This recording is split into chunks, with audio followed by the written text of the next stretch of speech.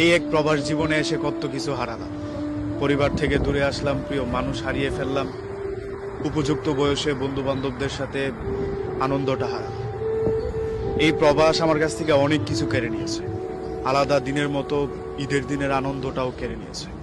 একটা ঈদের দিন সকালে ডিউটি থেকে এসে আর কোনো কাজ থাকে না, ঘুমিয়ে যাওয়া, খেয়ে দিয়ে নিজের মতো করে চলাফেরা করা।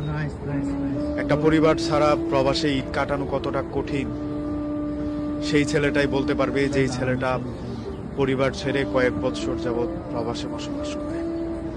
আমরা প্রবাসীদের টাকা হয়, ফ্যামিলির আনন্দটা ভিডিও কলে দেখা হয়, বন্ধু বান্ধবদের সাথে মোবাইল ফোনে কথা হয়, তাদের সাথে থাকা হয় না।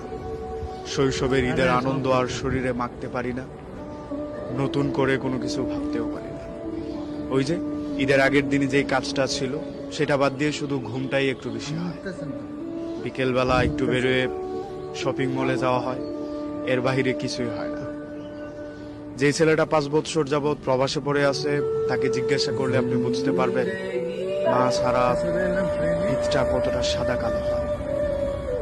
যে বন্ধু বান্ধবদের সাথে ইন্টার অব্দি পড়াশোনা করে প্রবাসে চলে এসেছি, তাদেরকে ছাড়া ঈদটা